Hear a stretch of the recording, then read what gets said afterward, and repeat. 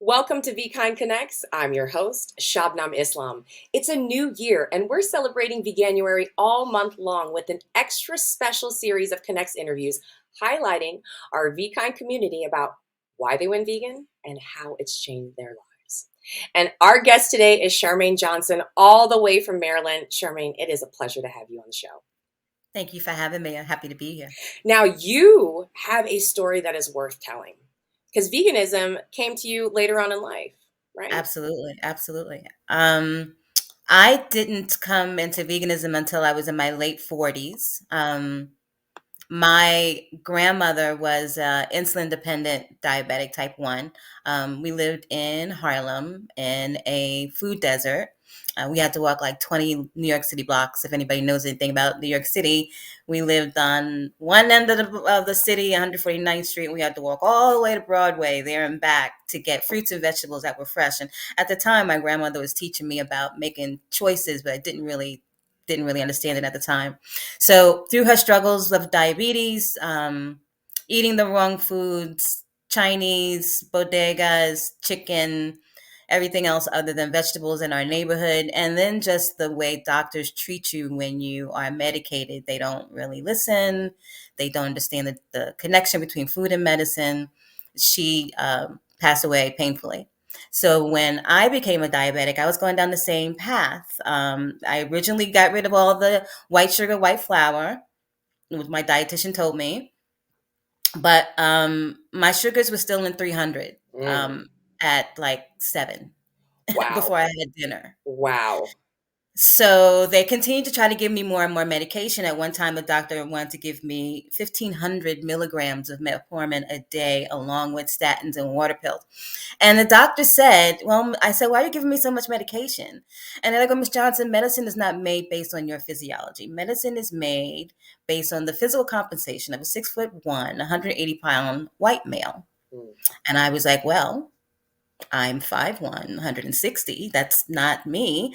I don't really think that that's going to work. I think it's too much medicine. I'm mm, still sick, but my numbers aren't coming down. right. He kind of flipped the prescription at me and said, if you're not serious about taking care of your disease, you'll be in dialysis in a couple months. So I was like, there's got to be a better way. I was a single parent. I was in grad school working full time. And we did eat food that we weren't supposed to eat because we didn't know any better.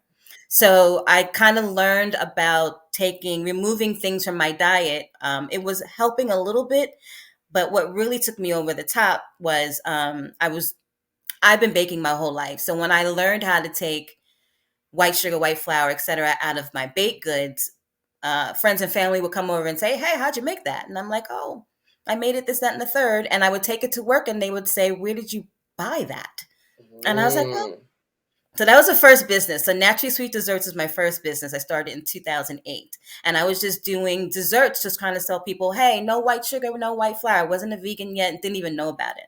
One of my customers at Jacoby Hospital Farmers Market came by and said, I could eat your items. I love what you're doing, but I have Crohn's disease and I can't have any dairy. And I was like, well, what does that mean? And I've been in IT for years. So I do research and focus groups. I went home and researched it and found out what happened, found out about dairy, found out about how we're the only mammal that drinks another mammal's milk. And even that conceptually blows my mind still.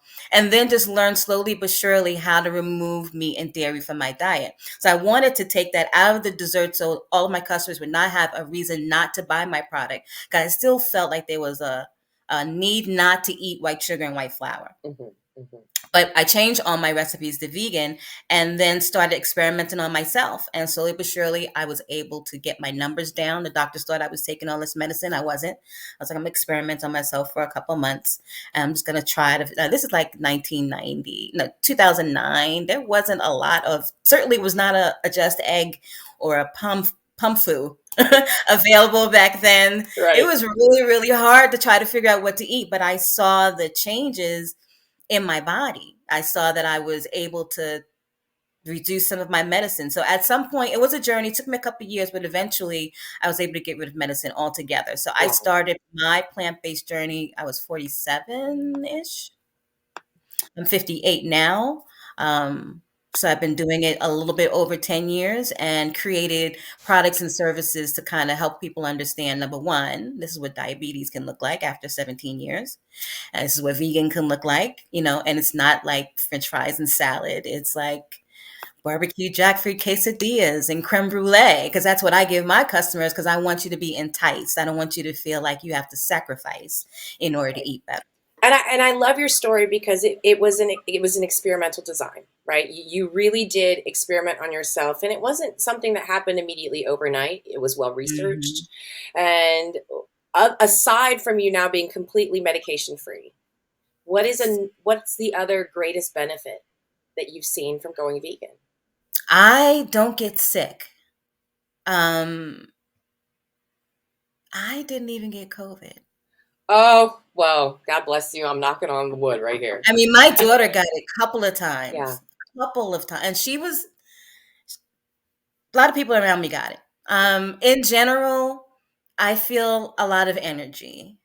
In general, I don't feel like I look like the average 58-year-old. I you don't even don't. feel like it. A lot of times I feel like it's not fair that I'm on the other end of the 100 years that I'm going to be living, because I feel 30, 40. I feel really good. My brain is really cognate. I can do a lot of things at one time. I just don't feel tired. I'm not like dragging my body around or have a lot of ailments.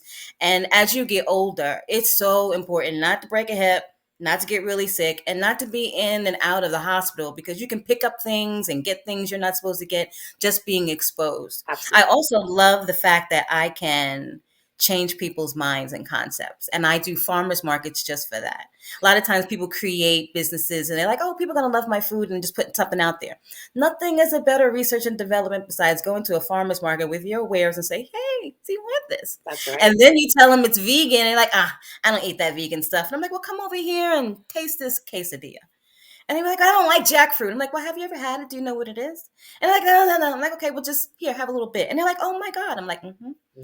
And my kids and I people walk away. It takes 3 steps for them to take a bite, say they're not going to like something. By the third step, they're turning around and coming back. We Right. pretty much time it. Because we know that we've been doing this for years. So that for me is like amazing. One great story, I used to do a market in Brooklyn, and this Latina teenager would come to me every week to get a blueberry muffin and a hibiscus tea. His grandmother was a diabetic as well. And he came for the market 2 months, every Saturday. One day he brought his abuela with him, and he was like, this is Miss Johnson. She's a diabetic. Here's the blueberry muffin I give you every Sunday, every Saturday when I come to visit. She's a diabetic too. I can tell, she can let you know this is possible, because her grandmother felt trapped. A lot of times when you have diseases like diabetes and Crohn's disease and stuff, it depresses you, and it makes you feel like you are in this disease has a control over your life. So me showing her something different and then letting her know, yeah, you don't have to eat the egg. It could still be perfectly delicious with flaxseed. That's right. And Flaxseed. and that's what I love about your story, because I want to talk about you, right? You went from a lifetime of working in tech, IT, and how did that change after you went vegan? Other than becoming an entrepreneur, what are you doing now? I felt that working in IT was not edifying at all. Um, there are various ways and reasons that being Black female in tech is sort of toxic. There are microaggressions, and they. I just don't think that they're comfortable with the brilliance that comes from being who we are. And I got tired of, and I also didn't really find that what I was doing and help, because I am a program project um, product manager, and I manage global teams that create software solutions for financial services. So all of the financial services that you know, Bank of America, Capital One, IBM, I've had some hand in some application that you're probably using. There's no edification in that. All I'm doing is making lots of money for people that don't care that my neighborhood doesn't have good vegetables. So tell us So, about Plant Powered Shift. so as I started learning more, being a chef and learning more information, more and more people said, well, how do you do this?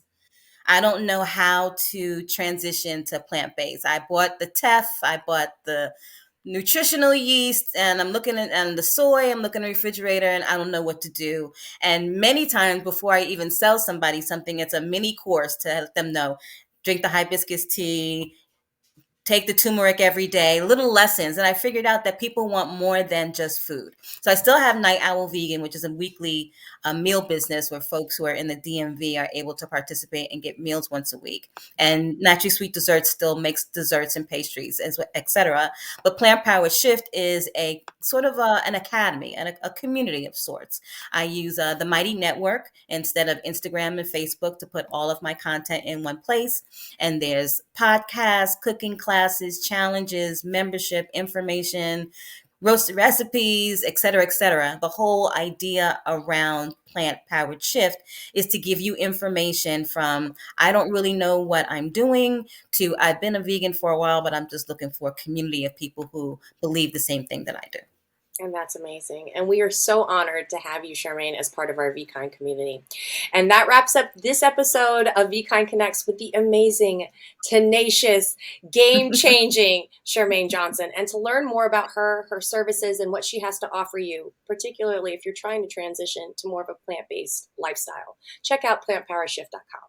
To watch this episode, go to www.vkindconnects.com.